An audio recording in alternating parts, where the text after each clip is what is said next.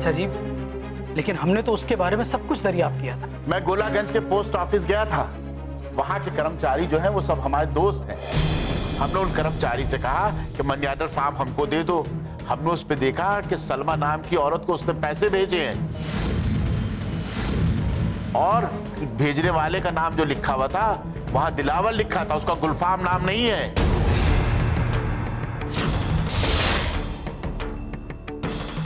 चाचा जी, ये आपने बहुत बड़ा काम कर दिया कि आपने उसके बारे में सब मालूमात हासिल कर ली।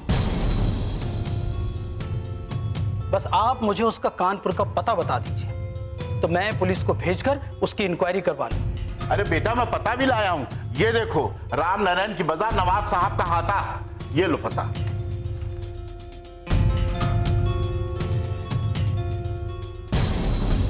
चाचा जी, ये आपने बहुत बड़ा काम कर दिया है। इससे हमें बहुत सारी मालूमात हासिल हो जाएगी। ये बहुत बड़ा बहरूपिया है जो हमारे घर में नाटक खेल रहा है और अब देखते हैं कि आगे कौन सी चाल चलता है। अरे अहमद, जो भी करना है जल्दी करो, इसके बाप को नैनीताल से बुला लो।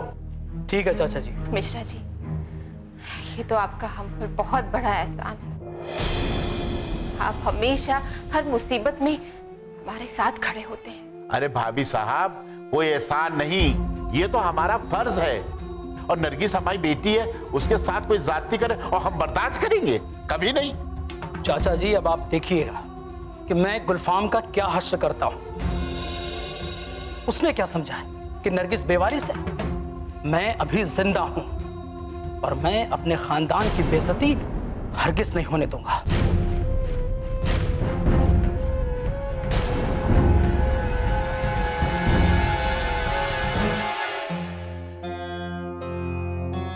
गुलफाम, हमने तुमसे कितनी बार कहा है हम तुमसे बाहर मिलेंगे, कमरे में नहीं। घर के सभी लोगों की नजर तुम पे है। अरे नहीं, मैं सबसे छुपते छुपाते यहाँ पे आया हूँ। वो लोग मेरा कुछ नहीं बिगाड़ पाएंगे। देखो, ज्यादा चालाक बनने की कोई जरूरत नहीं है। तुम्हें यहाँ आते जाते किसी ने देख लिया तो हमारी बड़ी बदनामी होगी। वो जो बुढ़िया है ना, बादशाह बेगम, उसने तुम्हें घर के बाहर रहने के लिए कहा है और तुम घर के अंदर आ गए। अगर तुम्हें यहाँ किसी ने देख लिया तो तुम्हारे साथ साथ वो लोग हमें भी अंदर कर देंगे। तुम्हारी बेवकूफी और नादानी की वजह से हमें भी सजा झेलनी पड़ेगी और बदनामी होगी वो अलग। ऐसा कुछ नहीं है। ये शरीफ लोग अपनी इज्जत बचाने के लिए अपनी जान तो दे सकते हैं, हाँ, मगर किसी नुकसान नहीं कर सकते।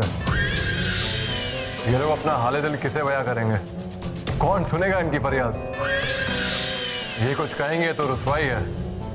अब ऐसे हालात में ये मेरा कुछ नहीं बिगाड़ सकते। तुम्ही ने हमसे कहा था ना कि अपने दुश्मनों को कभी कमजोर नहीं समझना चाहिए, तो आज तुम्हारी राय कैसे बदल गई? देखो गुलफाम, तुम्हारा यहाँ आना खतरे से खाली नहीं है। और जबकि अहमद भाई कलकत्ता से आके यहाँ रह रहे हैं। तुम्हें पता है, कल नरगिस हमारे कमरे में आई थी। सबकी नजर हम पे है। कल जो हम छुप छुपा के बातें कर रहे थे ना, वो सब उसे पता है। उसे पता चल गया है कि तुम हमारे आदमी हो। बड़े यकीन के साथ कह रही थी कि आप जो ये नौटंकी कर रही हैं और आपके जो आगे की चाल है, हम सब जानते हैं। कौन है जो छिप छिपा के हमारी बातें सुन रहा है और सारी बातें बेगम बादशाह और नरगिस को बता रहा है? मैं तो कह रहा हूँ नरगिस अंधेरे में तीर मार रही है। अगर लग गया तो तुक्का, वरना तीर तो है ही। देखिए, आपको डरने की कोई जरूरत नहीं है। हमें बहुत उलझन हो रही है जब से नरगिस से बात हुई है। उन लोगों की खामोशी हमारे दिल का दर्द और बढ़ा रही है। ये तो बात सच है। वो लोग बिल्कुल खामोश बैठे हुए हैं, जो कि हमें दिख रहा है। और मुझे लगता है कि ये लोग अंदर ही अंदर कुछ कर रहे हैं जिसकी हमें कोई खबर नहीं है। अब ये दुआ कीजिए कि जब तूफान आए हम लोगों को कोई नुकसान ना पहुंचे। ये तुम क्या कह रहे हो? नरगिस भी हमसे कह रही थी कि वो दिन दूर नहीं जब हम आपके चेहरे से शराफत का नकाब नोच के फेंक देंगे। हमें नरगिस की बातों से यकीन हो गया है कि वो हमारे और तुम्हारे राज के बारे में जान गई है। वैसे तो हमने उसे झुठला दिया कि तुम झूठ बोल रही हो। लेकिन हमारे कहने से क्या होगा? अगर तुम्हें हमारे कमरे में किसी ने देख लिया तो हम खुद को बचा नहीं पाएंगे। हमने तुमसे कितनी बार कहा है गुलफाम, कोई ऐसा काम मत किया करो जिससे बाद में हमें पछतावा हो। अगर नरगिस आपको इतना परेशान कर रही है तो क्या मैं उसको सुला दूं हमेशा हमेशा के लिए? ये आपका रोज रोज का झगड़ा खत्म हो जाएगा। नहीं नहीं, ऐसा मत करना। पुलिस का बड़ा केस बनेगा और पूछताछ में तुम भी फंसोगे और हम भी। आगे क्या करना है हम तुम्हें बाद में बताएंगे। अभी हमारी अकल काम नहीं कर रही। फिलहाल तुम जाओ यहां से।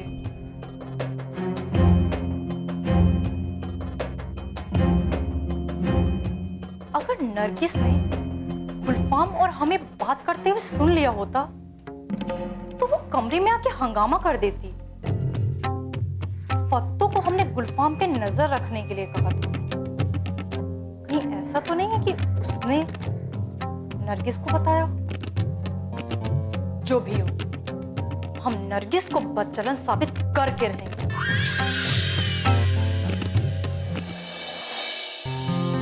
नरगिस, फैजल कहाँ है?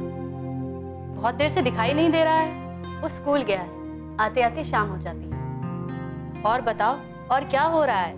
मिश्रा चाचा ने गुलफाम के बारे में दरियाफ्त की, खुफिया तरीके से। तो पता चला गुलफाम का असली नाम दिलावर है। वो यहाँ नाम बदलकर रह रहा है।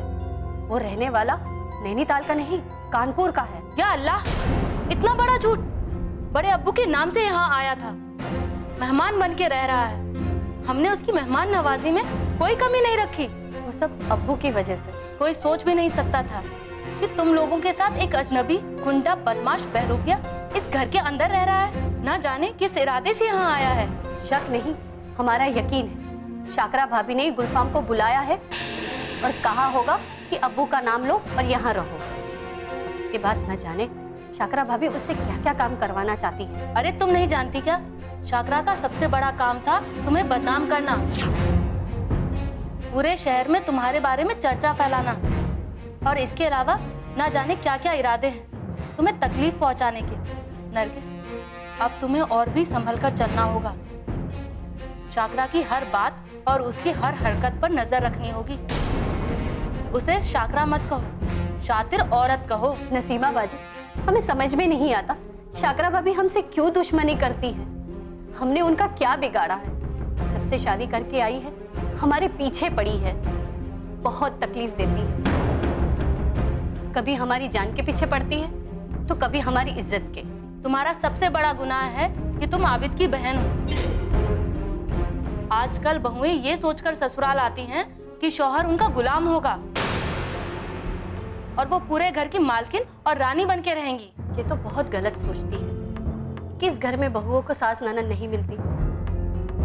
जब ससुराल आती है और सास ननद को घर में देखती है तो उनके सारे ख्वाब टूट जाते हैं और सास ननद को अपना सबसे बड़ा दुश्मन समझने लगती हैं और समझती हैं कि ये घर उनका है। और यहाँ बैठे जो सास ननद हैं वो मेरे लिए बिच्छू का डंक है और उनको घर से निकालने के लिए ना जाने क्या क्या तरकीबें करती रहती हैं। वो सोचती हैं कि सास ननद घर से चली जाए या तो मर जाएं। अपने शौहर को अकेला करके उस पे जुल्म सितम करती हैं और उन्हीं बहुओं में से शाकरा भी है जिसका यही ख्वाब है। उनके ख्वाब हम कभी हकीकत में बदलने नहीं देंगे। अगर शाकरा भाभी की यही सोच है, उन्हें ऐसी जगह शादी करनी चाहिए थी जिनके ना माँ बाप हो ना भाई बहन हो। उसको किसी यतीम से शादी करनी चाहिए थी। शाकरा को किसने मना किया है? उसको सोचना चाहिए अगर उसकी अच्छी जगह शादी हुई है तो उसको निभाए, खुद भी खुश रहे और दूसरों को भी खुश रहने दे। शाकरा भाभी ने कोई कसर बाकी नहीं रखी हमें बदनाम करने के लिए। इनके बारे में सोच के हमें बहुत बुरा लगता है। अपनी हरकतों से खुद भी परेशान होती है और हम लोगों के सामने जलील भी होती है। इस बार भी ऐसा होगा जब गुलफाम का राज खुलेगा। पुलिस उससे सच्चाई उगलवाएगी जिससे शाकरा की साजिशों का पर्दाफाश हो जाएगा और फिर उसको कहीं भी जगह नहीं मिलेगी अपना मुंह छिपाने के लिए। अहमद भाई ने पुलिस में शिकायत कर दी है। शाकरा भाभी और गुलफाम की असलियत अब सबके सामने आ जाएगी। दोनों को बेनकाब करने का वक्त आ गया है। अब शाकरा और गुलफाम को कोई नहीं बचा पाएगा।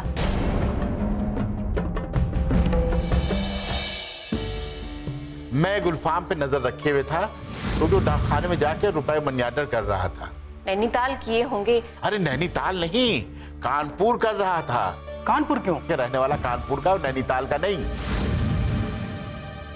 भेजने वाले का नाम जो लिखा हुआ था वहां दिलावर लिखा था, उसका गुलफाम नाम नहीं है। आदाब आदाब आदाब भाभी साहब। आदाब मिश्रा जी।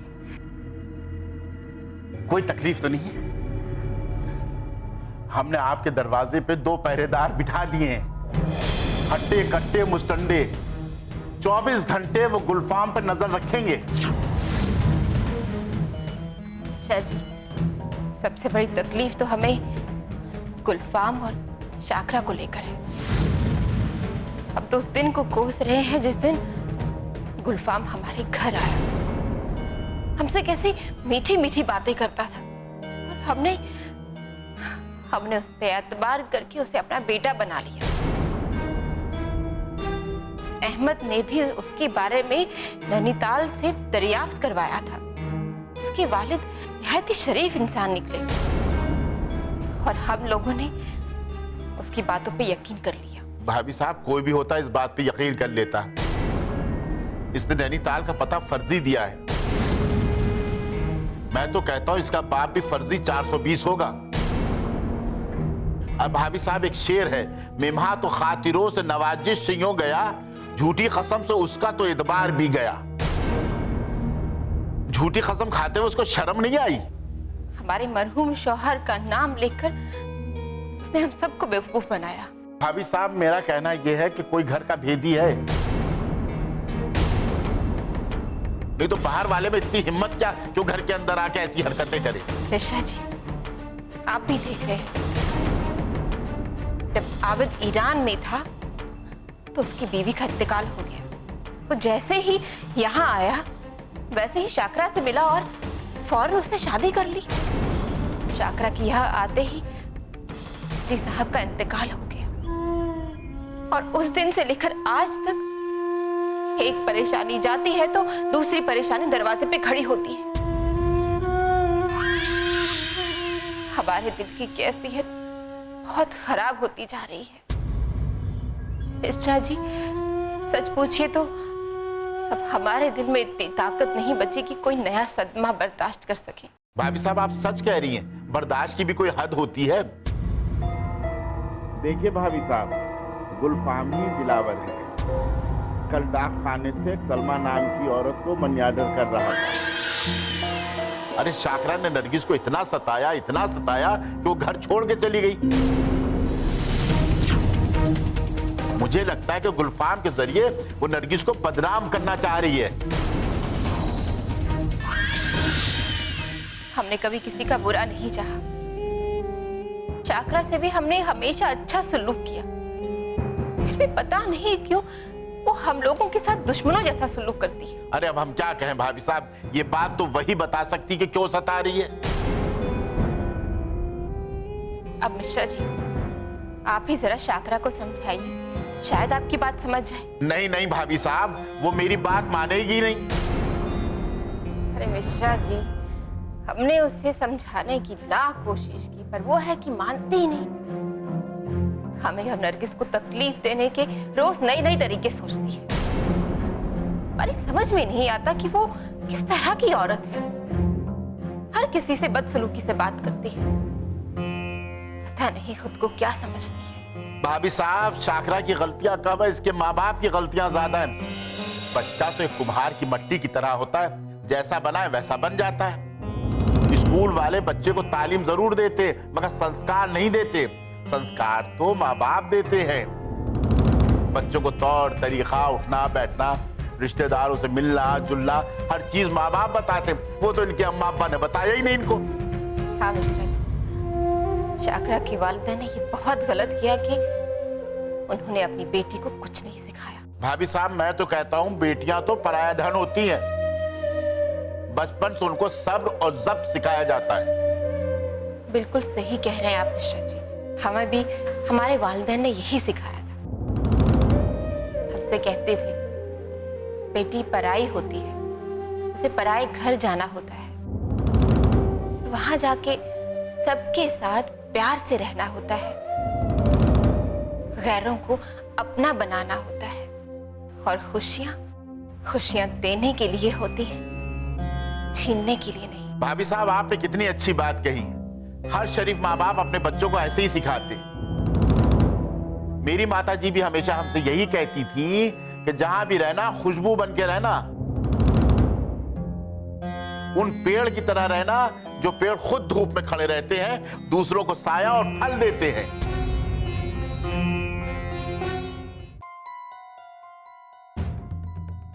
उस मिश्रा को देखो, कह रहा था कि इस पे जरूर कोई भेदी होगा।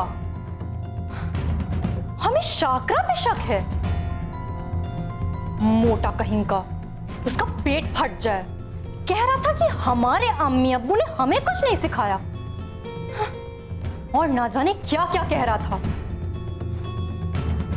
हम तो कहते हैं कि वो मिश्रा होता कौन है जो वो लोग अपना दिल का दुखड़ा उसे सुना रहे थे। जैसे मिश्रा ना हो गया, कोई बिछड़ा यार हो गया। हमें उस मिश्रा से भी नफरत है, उस मिश्राइन से भी। कोई भला बाहर वालों से बुराई करता है क्या घर की? उस मिश्रा की हिम्मत देखो, हमारे ही घर में बैठ के हमारी बुराई कर रहा है। गुलफाम से कह के उस मोटे का पेट खुलवा देंगे हम, फिर उसकी आंतें चील कौए खाएंगे।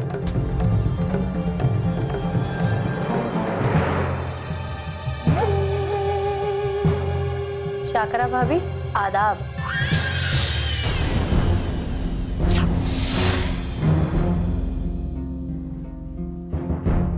तस्लीम, आप इतना क्यों सोच में बैठी हैं? कुछ नहीं। हमें लगता है आप बहुत परेशान हैं इस वक्त। हम क्यों परेशान होंगे? परेशान हो हमारे दुश्मन। हमें लगता है इस वक्त आपके होश उड़े हुए हैं। क्या आप बाजी हार रही हैं? हम कभी नहीं हारते, और ना ही हमने कभी हार की शक्ल देखी है। अच्छी बात है। हम तो कहते हैं कि आप हर बार जीतती थी। हो सकता है आप इस बार हार जाए। जरूरी तो नहीं कि आप हर बार जीत जाएं। नरगिस, हमसे इस किस्म की बात मत करो, हमें बिल्कुल पसंद नहीं है। तो आपसे किस तरह की बातें की जाए? आपको किस तरह की बातें पसंद है? देखो नरगिस, हम इस वक्त तुमसे झगड़े के मूड में बिल्कुल भी नहीं। आपकी ये उड़े उड़े चेहरे की रंगत ये बयां कर रही है कि आप किसी मुसीबत में हैं।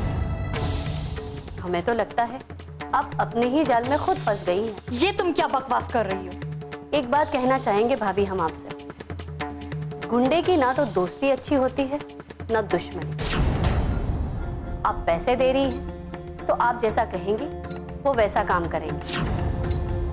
अगर आपसे भी ज्यादा कोई पैसे देंगे तो वो उनका काम करेंगे। अब आप गुलफाम पर ज्यादा एतबार ना कीजिए। हमें गुलफाम से कोई लेना देना नहीं है। तुम जबरदस्ती उसका नाम हमारे साथ जोड़ रही हो। जोड़ नहीं रहे हैं, हकीकत बयां कर रहे हैं। हकीकत। नरगिस, तुम्हारे कह देने से झूठ सच नहीं हो जाता। वो कहावत तो आपने सुनी होगी कि झूठ की उम्र ज्यादा लंबी नहीं होती, एक ना एक दिन खुल जाती है। देखो नरगिस, तुम अपने गुनाह हमारे सर पे मत थोपो। गुलफाम के साथ तुम्हारे ताल्लुकात थे, नाजायज रिश्ते थे। तुमने तो अपने खानदान की इज्जत का भी ख्याल नहीं किया।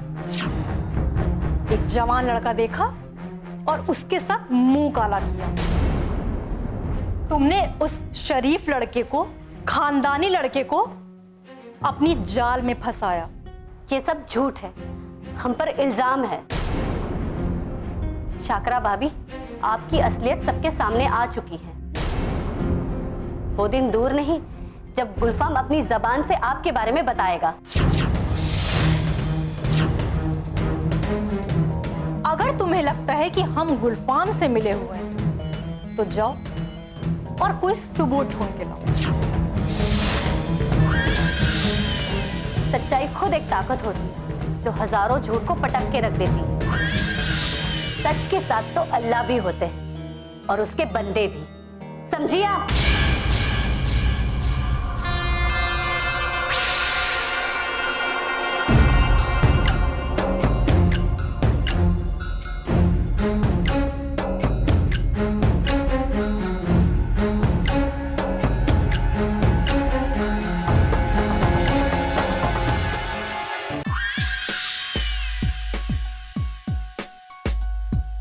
तुम एक बहुत बड़ी मुसीबत में फंसने वाले हो गुलफाम। वो कैसे? तुम अपने ही जाल में खुद फंस गए हो। आप क्या कह रही हैं? मैं तो कुछ समझ में नहीं आ रहा। हमने तुमसे कितनी बार कहा है कोई ऐसा काम ना करना जिससे हम दोनों तकलीफ में पड़ जाएं। लेकिन नहीं, तुमने वही किया जिसका हमें डर था। हमने ऐसा कोई काम नहीं किया जिससे ये लोग हमें पकड़ पाए। तुम पे सबकी नजर थी। तुम क्या कर रहे हो, कहां जा रहे हो, किससे मिलते हो?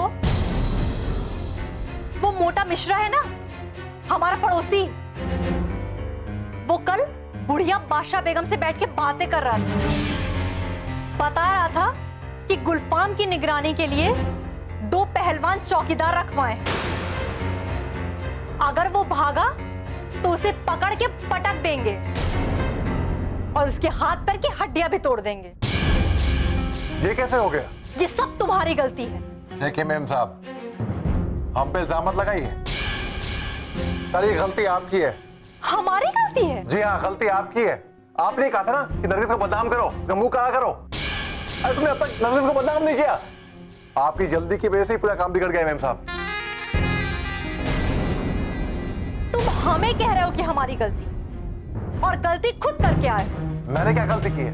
क्या जरूरत थी कानपुर मनी ऑर्डर भेजने की उस सलमा चुड़ैल को? उस मोटे मिश्रा ने डाक खाने जाके तुम्हारा एड्रेस निकलवा लिया और तुम्हारा असली नाम भी जान गया।